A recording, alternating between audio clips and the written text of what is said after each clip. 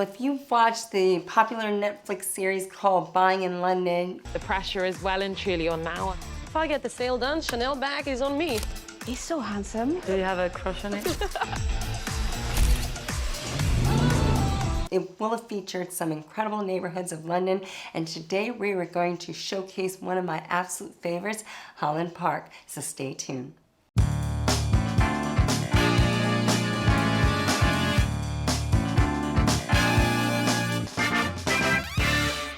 Hi everyone, Arinzeh here. Thanks for checking out another episode of my YouTube channel where we put out weekly videos about the London property market, neighborhoods and great areas, and living in this fantastic city. So if it's your first time, don't forget to subscribe, and if you've enjoyed the video at the end, I hope you leave a comment and hit that like button. So let's dive in. As I mentioned, one of my favorite neighborhoods in London is Holland Park. The area is actually, while it's known for those who know, it doesn't usually rank on people's most popular areas such as South Kensington or Mayfair and Knightsbridge. But those who know that this is a beautiful community with incredible homes, a fantastic prime central London location, and really a great place to live. So let's dive in and let's highlight why it's such an incredible neighborhood to live in. Before we dive in, let's give you a little bit of background on the area. Holland Park was actually named after the 54-acre park that used to be the grounds of Cop Castle, a large Jacobean mansion hidden in the woods. Holland Park today is a luxurious, high-end area in the royal borough of Kensington, Chelsea, with understated grace and elegance. And initially it was a private estate owned by Sir Walter Cop. The park was later inherited by the Earl of Holland, for whom it takes its name. The central feature of the park is Holland House, which was a grand Jacobean mansion that suffered significant damage during the Blitz of World War II. However, the house's ruins have been preserved and are a focal point within the park. Today, you can visit the park and enjoy a children's play facilities, including an adventure playground. The playground includes an array of play equipment for ages 5 to 14, including zip wire, swings, slides, and multiple units.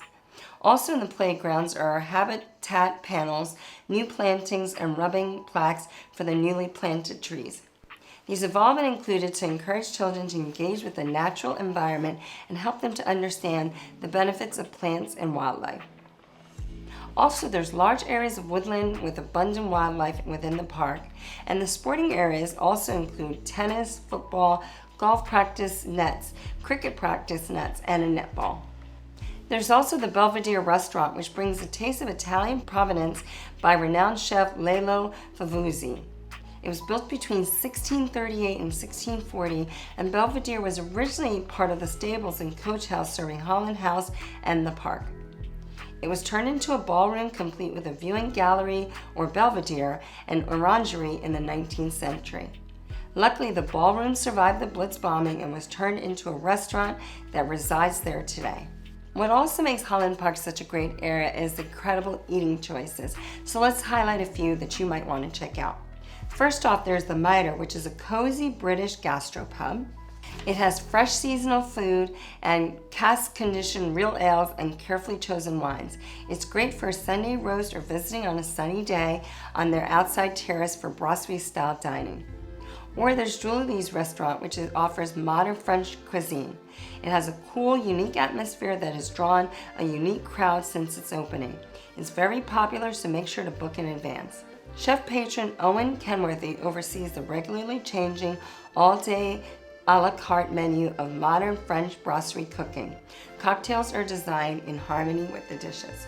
With its proximity next door to Notting Hill, you'll definitely also find some fantastic restaurants in Notting Hill that are just a stone's throw away from living in Holland Park. For things to do in Holland Park, let's highlight the Kyoto Garden, which is inside the park, and it's a tranquil Japanese garden with a koi pond and waterfall located inside the park.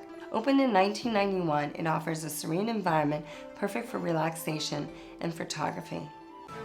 Or there's Opera Holland Park. If you're an opera lover, you must visit the open-air performances in the park with opera since the 1990s. For shopping, you can visit Clarendon Cross, which is a semi-pedestrian area for independent boutiques offering art, fashion, and food. Or visit Daunt Books, Originally, it was a bookstore for travelers. While the original Daunt books can be found on Marylebone Street, this newer store in Holland Park is located on Holland Park Avenue and is in fact their most popular location. Also, there's the Design Museum, a cutting-edge museum with exhibits on everything from fashion to architecture and digital design. There's free entry to the permanent collection, and it won the European Museum of the Year award back in 2018. Or there's Leighton House and Sanborn House. It combines a living and studio space, and the houses remain largely unchanged today. There were extraordinary legacies left by two celebrities of a late Victorian era, Frederick Lord Leighton and Edward Linley Sanborn. The houses are filled today with sculptures, blue and white ceramics, and glassware. Holland Park features a mix of architectural styles including grand Victorian townhouses, modern apartments, and historic mansions.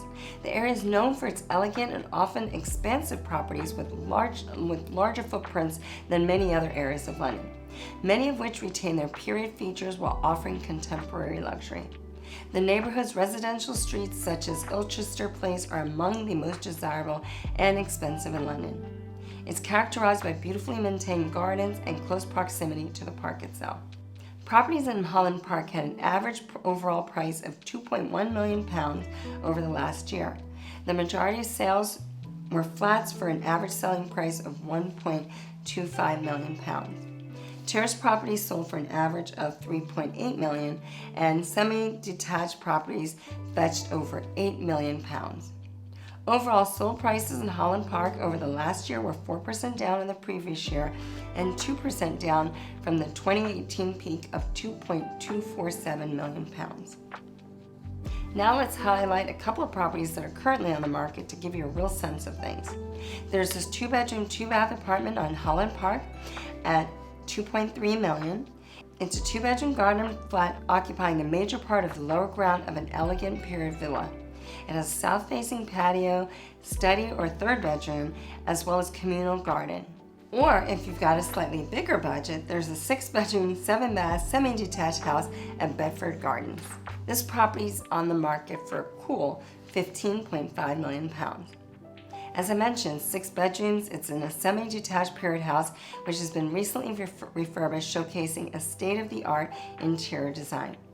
There's a family cinema room, large walk-in wine cellar, study, equipped gym, bedrooms, and bathroom. There's also a 10-meter swimming pool, steam room, laundry, and utility room in the lower ground. At 6,594 square feet, this equates to 2,350 pounds per square foot. Well, what'd you think of the highlights of Holland Park? There's definitely so much to offer in this fantastic central London location where you can be anywhere in under 30 minutes.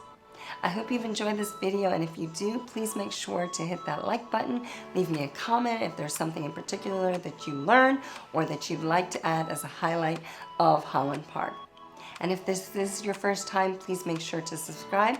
Now, if Holland Park is maybe for you or maybe not for you, and you want to perhaps know what are the other neighborhoods that might be great London living at your budget, make sure to reach out. I specialize as a buying agent helping clients, both domestic and foreign, to find their perfect piece of London. You can always reach me on the social media channels or reach out and drop me a message on WhatsApp at +44 770 318 3750. I'll see you in the next video. If you've enjoyed this video, make sure to hit the like button, and if it's your first time on my channel, don't forget to subscribe to make sure you don't miss a single episode as we put out weekly videos about the London property market and living in this incredible city.